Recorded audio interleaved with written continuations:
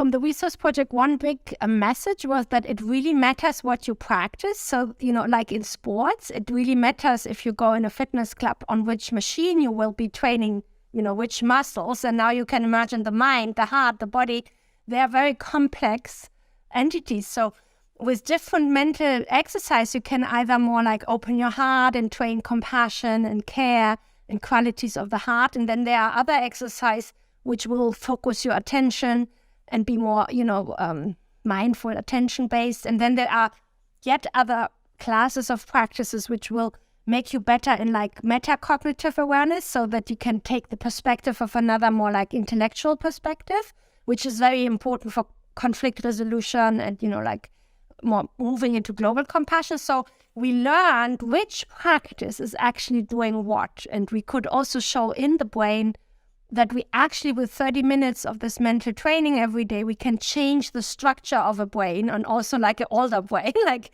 50 to 55, not like just young brains.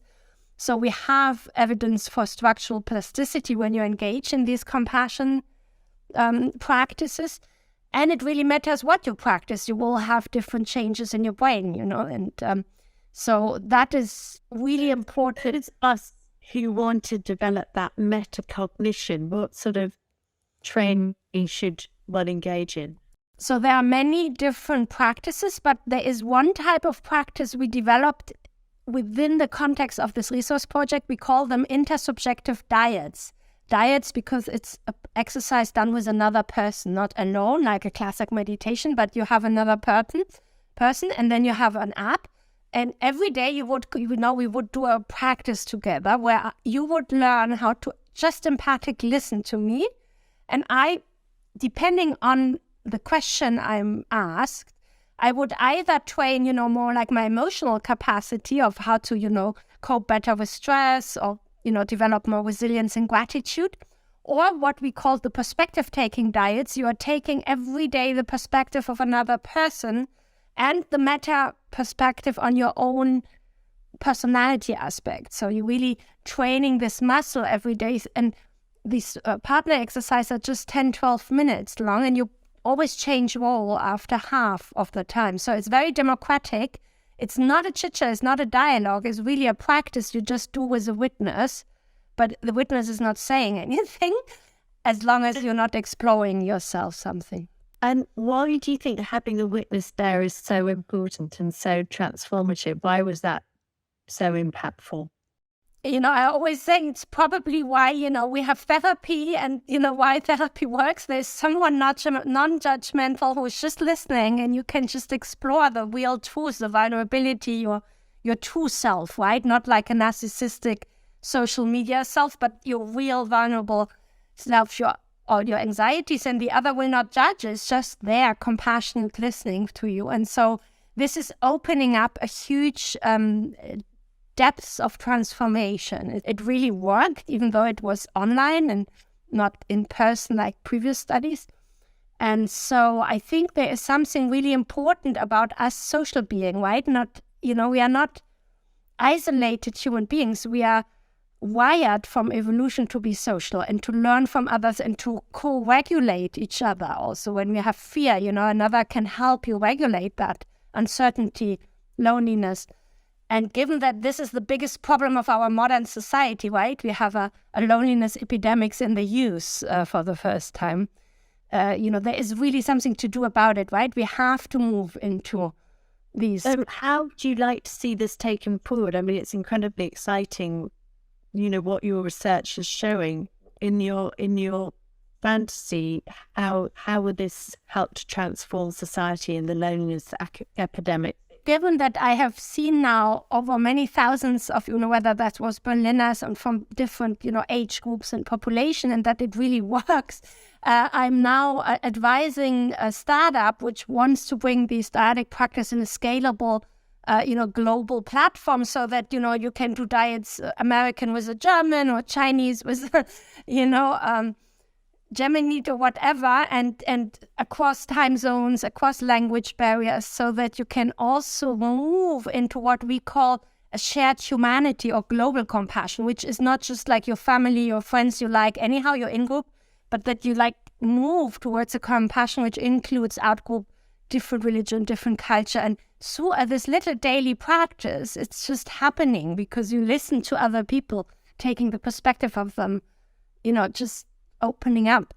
And so that would be one thing where I see a, just very concrete, scalable promise that you could really put that out to as a, mental health approach in a way. And also to train global compassion. So that is one thing. Then I'm also giving, retreats and masterclass to bring, this work from the lab into society, right? And then, of course, there is another level which is more like societal change, right? If you really want to move into what, I was at some point an economy professor in Zurich, and I was in an economy department working on the newer basis of cooperation and how that happens together with economists. So I developed over years a kind of theoretical, more conceptual new approach called caring economics. So it's an economy based on care, on our biological system of care, which is like the house where compassion, gratitude, loving kindness, they are like all living in this care house. And if you boost this, you can also change institutional design so that institutions become more caring, right? It's not, one thing is that you change yourself, like your mind, which is one necessary condition. The other thing is that you change the external world, the rules, the laws, the design, the institutional design of big systems. And I think they need to go together. They have to be congruent, right? You can do compassion training in schools, but if the school is too hierarchical and, very hierarchically structured, it will be difficult, right, for the kids to really open their hearts. So you have to I think, to have really system change going to align external change agent with internal change agent. And that can happen through new models.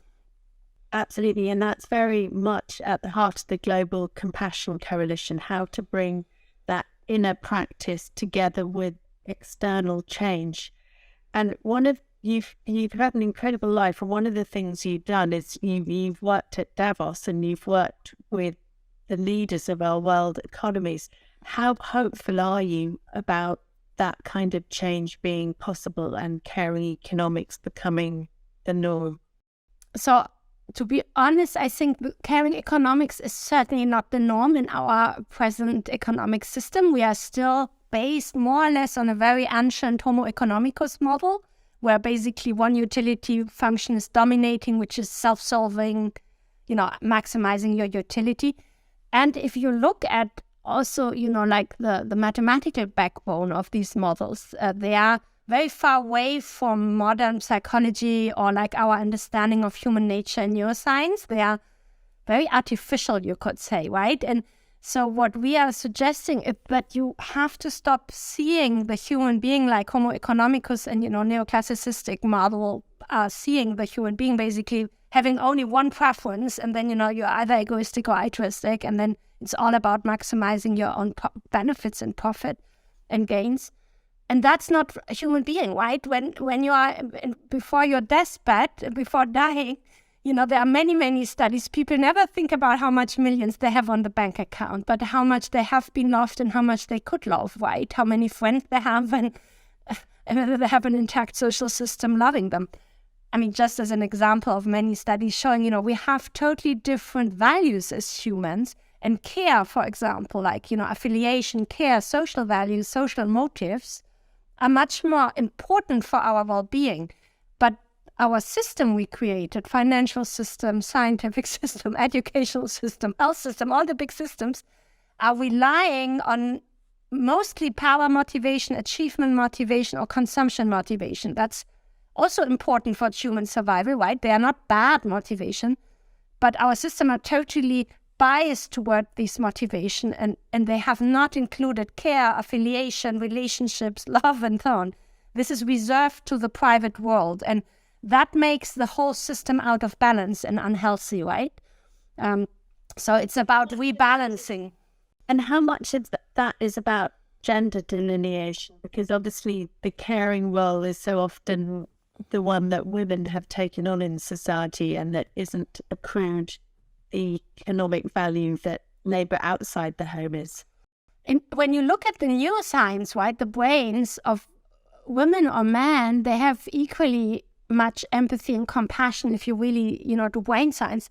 If you ask people in questionnaire, then, women tend to say I'm more empathic, more emotional, but that's culturally learned, right?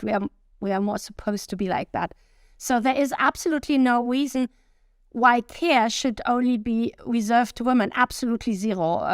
Like men have an oxytocin system, they have a care system. Evolutionary as much, every rat has it. So it just we need to change the narrative, which is still thinking that care, compassion are female quality, which are weak, which are private and belong to home. This is just a wrong narrative. It has nothing to do with biology, evolution, or science. It's just a cultural narrative we were very strongly hooked in.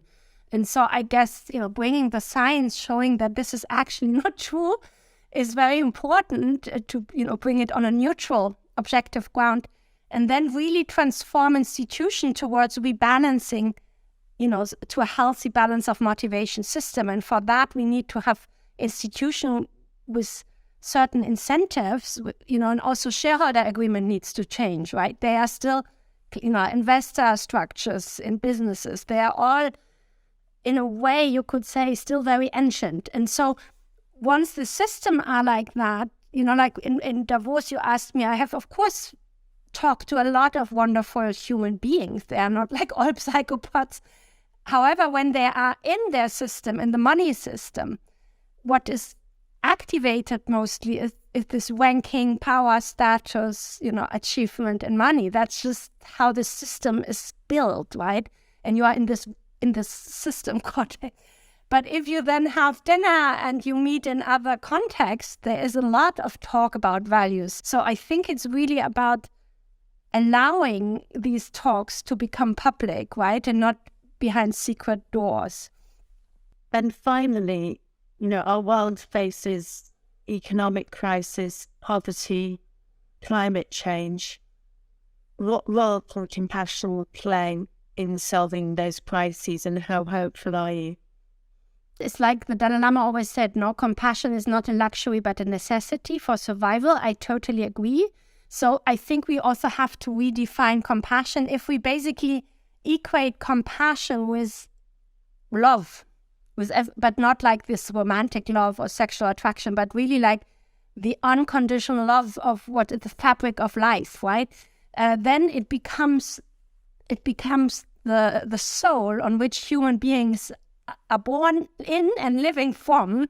And so it's the only force which can make humanity survive, right? We just need to understand compassion to be a much broader thing. What most people think is just some kind of fleeting empathic emotion because someone suffered and you watched a sad movie. That's not compassion. Compassion is a strong outlook on life. It's an intention to life. It's a motivation. It's not a feeling which comes and goes, right? And it can really become your backbone of how you serve to society, right? Instead of just taking.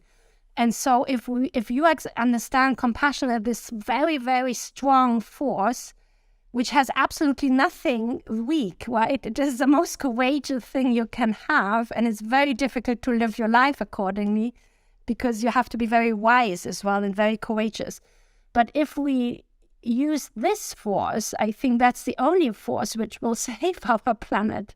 And that, of course, is why we're here today talking about compassion. And thank you for all the incredible research and work you do. And let's make compassion contagious. Thank you also for, bringing the Global Compassion Coalition into the world. I think it's time to really bring all these different minds, hearts, brains together and work together.